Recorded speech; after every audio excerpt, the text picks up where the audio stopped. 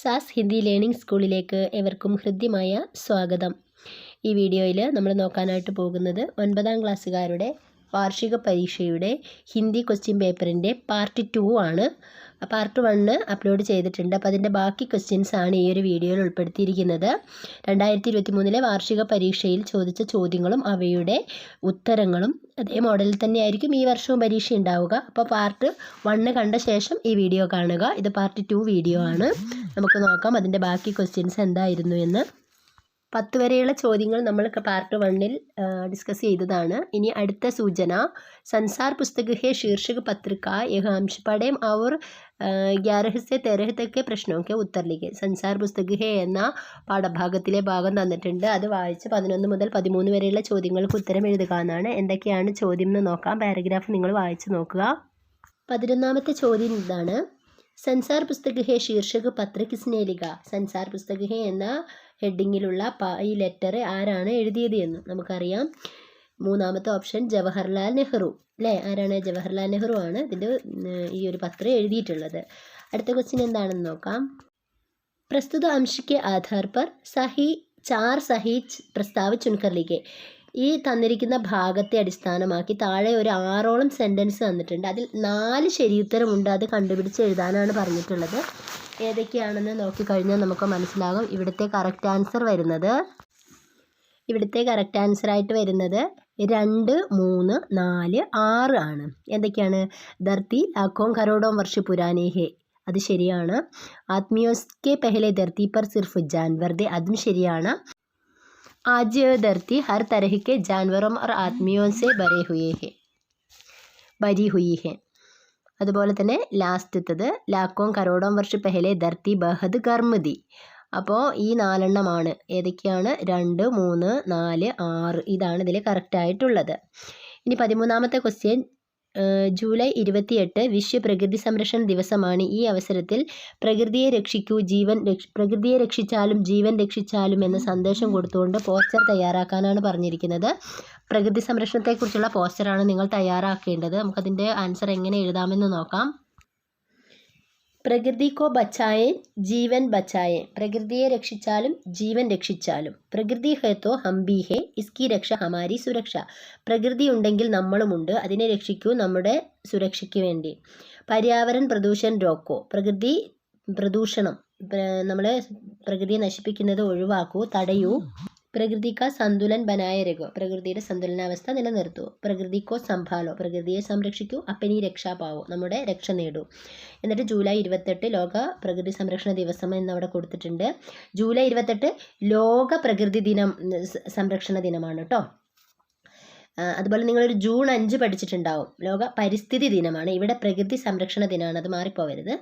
പേട് ലഗാവോ, മരം നടു, ഹരിയാലി ഫൈലാവോ, എല്ലായിടത്തും പച്ചപ്പ് വ്യാപിപ്പിക്കൂ. പ്രകൃതി സംരക്ഷണം ഹമാരാ കർത്തവ്യ ഹേ, പ്രകൃതി സംരക്ഷണം നമ്മുടെ കർത്തവ്യമാണ്. പ്രകൃതി സംരക്ഷണ സമിതി കേരൾ. അങ്ങനെ ഇതേപോലെ നിങ്ങൾക്ക് തന്നിരിക്കുന്ന പോയിന്റുകൾ ഒരു ബോക്സ് വരച്ച് അതിനുള്ളിലേക്ക് എഴുതുക. ഡേറ്റുകളൊക്കെ തന്നിട്ടുണ്ടെങ്കിൽ അതും എഴുതുക. ഇങ്ങനെയാണ് പോസ്റ്റർ തയ്യാറാക്കേണ്ടത്. ഇനി ഇതുപോലെ തന്നെ നമുക്ക് തന്നിരിക്കുന്ന ക്വസ്റ്റ്യനിൽ ഒരു സങ്കോഷ്ടി എന്ന് പറഞ്ഞിട്ടുണ്ടെങ്കിൽ എന്താണ്? അത് സെമിനാർ സംഘടിപ്പിക്കുക എന്നാണ്. അപ്പോൾ ഒരു ഡേറ്റും ദിവസമൊക്കെ വെച്ച് സങ്കോഷ്ടി എന്നുള്ള വേർഡും ഉപയോഗിച്ചുകൊണ്ട് വേണം നിങ്ങൾ പോസ്റ്റർ തയ്യാറാക്കാൻ. ക്വസ്റ്റ്യൻ നന്നായിട്ട് വായിച്ച് നോക്കിയിട്ട് വേണം ഉത്തരം എഴുതാൻ. അടുത്ത ക്വസ്റ്റ്യൻ, അഖാൽമേ സാരസ് കവിതയുടെ വരികൾ തന്നിട്ടുണ്ട്. 14 മുതൽ 17 വരെയുള്ള ചോദ്യങ്ങൾക്ക് ഈ വരികളെ ആസ്പദമാക്കി ഉത്തരം എഴുതുക എന്ന ചോദ്യം എന്താണെന്ന് നോക്കാം. കവിതാംശമേം പങ്ക് കെ അർത്ഥമേം പ്രയുക്ത ശബ്ദ കോൺസാ ഹെ, ഈ കവിതാ ഭാഗത്ത് പങ്ക് എന്ന അർത്ഥം വരുന്ന മറ്റൊരു ശബ്ദം ഏതാണ്? പങ്ക് എന്ന് പറഞ്ഞാൽ എന്താണ്? ചിറകാണ് അല്ലേ. അപ്പോൾ സെക്കൻഡ് ഓപ്ഷൻ ഡൈനെ എന്ന് പറയുന്നതാണ് ഇവിടെ കറക്റ്റായിട്ടുള്ള ആൻസർ. 15 സാരസ് പക്ഷി കിസ്കി തലാഷ്മേ ആയേതേ, സാരസ് പക്ഷികൾ എന്തന്വേഷിച്ചാണ് വന്നിട്ടുണ്ടായിരുന്നത്? നമുക്കറിയാം, പാനിയാണ്. അതുപോലെ തന്നെ 16ാമത്തെ ക്വസ്റ്റ്യൻ, ധാൻ കി പത്തിയോं के सूखने का क्या क्या कारण हो सकते हैं. ധാന്യങ്ങളുടെ ഉണങ്ങിയ ഇലകളുടെ ഗന്ധം, ഇതിൻ്റെ എല്ലാം കാരണങ്ങൾ എന്താവാം? 2 മാർക്കിൻ്റേതാണ്. അപ്പോൾ നമുക്കതിനറിയാവുന്ന ആൻസർ കൊടുക്കാം. നമുക്ക് എന്താണ് ഇവിടെ ആൻസറായിട്ട് വരിക എന്ന് നോക്കാം. സൂക്ക അല്ലെങ്കിൽ അകാല്, വരൾച്ച, ജലസ്രോതों का नाश, पर्यावरण प्रदूषण, वर्षा की कमी, शहरीकरण के लिए हो रही जंगल पेड़ों की कटाई, टीलों का घिसना आदि. എന്തെല്ലാമാണ്? വരൾച്ച, അതുപോലെ തന്നെ ജലസ്രോതസ്സുകളുടെ നാശം, അതുപോലെ തന്നെ പ്രകൃതിയെ നശിപ്പിക്കുക, മഴയുടെ കുറവ്, ബിൽഡിംഗ് ഒക്കെ ഉണ്ടാക്കാൻ വേണ്ടി കാടുകളും മരങ്ങളും ഒക്കെ മുറിക്കുക, ഇങ്ങനെയൊക്കെ കാരണങ്ങൾ കൊണ്ടാണ് വരൾച്ച ഉണ്ടാകുന്നത്. അതാണ് ചോദിച്ചത്. 17ാമത്തെ ക്വസ്റ്റ്യൻ എന്താണെന്ന് നോക്കാം. കവി ഔർ കവിത കാ പരിചയ ദേത്തെ ഹുയെ കവിതാംശ കാ ആശയ ലിഖിए. കവിയെയും കവിതയെയും പരിചയപ്പെടുത്തിക്കൊണ്ട് കവിതാവരികളുടെ ആശയം എഴുതുക. 4 മാർക്കാണ്. തന്നിരിക്കുന്ന വരികളെ കവിയെ സൂചിപ്പിച്ചുകൊണ്ട് നമ്മൾ എന്ത് ചെയ്യുക? ഗദ്യ രൂപത്തിലേക്ക് മാറ്റി കൊടുക്കുക. വളരെ സിമ്പിളായി മാർക്ക് കിട്ടാവുന്ന ഒരു ക്വസ്റ്റ്യനാണ്. കവിതാവരികളുടെ ആശയം വന്നിട്ടുണ്ടെങ്കിൽ നിങ്ങൾക്ക് തന്നിരിക്കുന്ന മുകളിലെ സൂചനയിലുള്ള വരികൾ ഉപയോഗിച്ചുകൊണ്ട് തന്നെ ഇത് എഴുതാൻ പറ്റും. ഓക്കെ, അപ്പോൾ നമുക്ക് നോക്കാം ഇതിൻ്റെ ആൻസർ എന്താണെന്ന്. प्रस्तुत पंक्तियाँ हिंदी के प्रसिद्ध कवि केदारनाथ सिंह के सुंदर कविता अकाल में सारस से ली गई है. തന്നിരിക്കുന്ന വരികൾ ഹിന്ദിയിലെ പ്രസിദ്ധ കവിയായ കേദാർനാഥ് സിംഗിൻ്റെ അകാൽമേ സാരസ് എന്ന കവിതയിൽ നിന്ന് എടുത്തിട്ടുള്ളതാണ്. ഇസ്മേ പാനി കെ ലിയേ ആയേ സാരസ് പാനി പിയെ ബിന ലൗട്ടിനെ കാ ചിത്रण है. ഇവിടെ വെള്ളത്തിന് വേണ്ടി അന്വേഷിച്ച് വന്ന സാരസ പക്ഷികൾ വെള്ളം കിട്ടാതെ മടങ്ങുന്ന ഒരു ചിത്രണമാണ് കൊടുത്തിട്ടുള്ളത്. कवि कहते हैं कि कवि പറയുകയാണ് सुदूर प्रदेशों से पानी के लिए जलाशयों की तलाश में शहर में आए सारस बहुत देर तक वहाँ परिक्रमा करते रहे. ദൂരദേശത്ത് നിന്ന് വെള്ളം അന്വേഷിച്ച് വന്ന സാരസ പക്ഷികൾ പിന്നെ കുറേ നേരം അവിടെ ചുറ്റിക്കറങ്ങിക്കൊണ്ടിരുന്നു. ലേക്കിൻ എന്നാൽ ഉനെ കഹീസെ പാനി നഹിമില, ഇവിടെ നിന്ന് അവർക്ക് വെള്ളം കിട്ടിയില്ല. പരിക്രമ കർണേസെ ഉനെ മാലൂം ഹോ ഗയ, ചുറ്റിക്കറങ്ങിയപ്പോൾ അവർക്ക് മനസ്സിലായി മാലൂം ഹോ ഗയാക്കി മക്കാനോ കൂടെ കച്ചര അലാവ ഷഹർക്ക് കുച്ച് നഹീം, അവിടെ ബിൽഡിങ്ങും വേസ്റ്റും അങ്ങനെ അല്ലാണ്ട് വേറെ ഒന്നും തന്നെ അവർക്ക് കാണാൻ കഴിഞ്ഞില്ല. യഹാം കെ സാരെ ജലാശയെ ഗേത്ത് സൂക്കപ്പെടുത്തി, അവിടുത്തെ മുഴുവൻ ജലാശയങ്ങളെല്ലാം ഉണങ്ങി വരണ്ടിരിക്കുന്നു.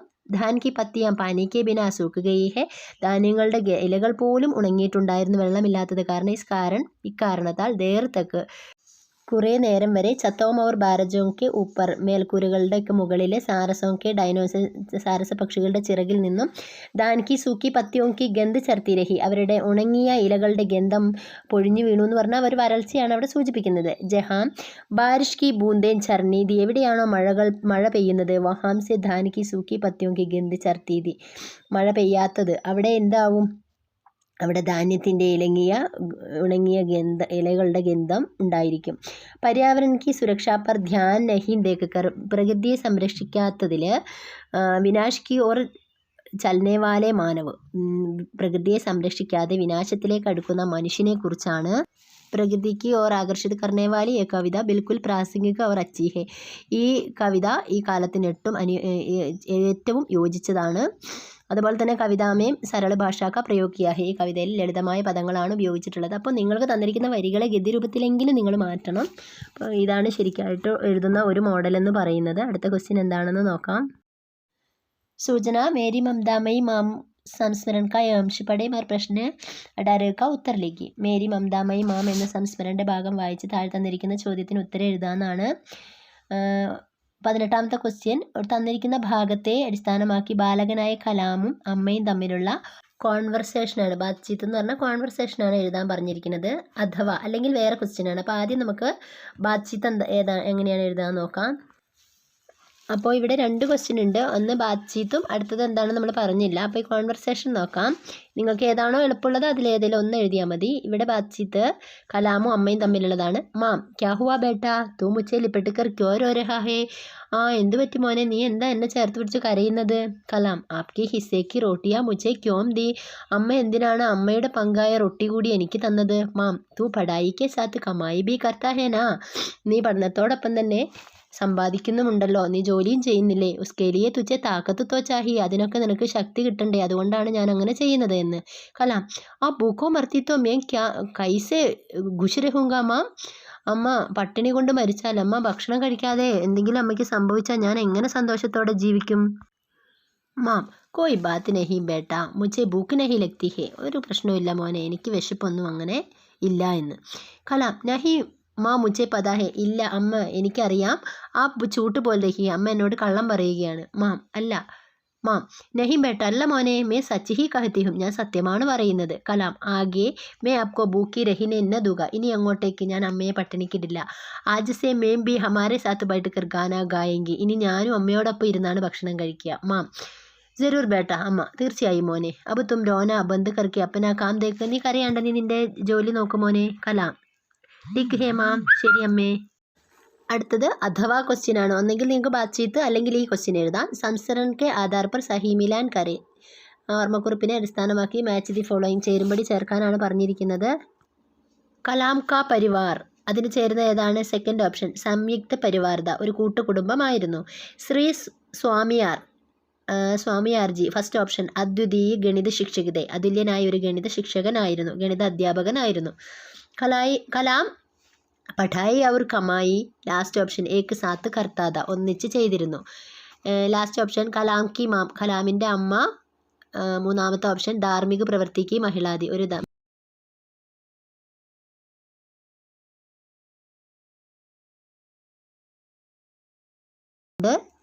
രണ്ടാമത്തതിന് 1, മൂന്നാമത്തതിന് 4, നാലാമത്തതിന് 3.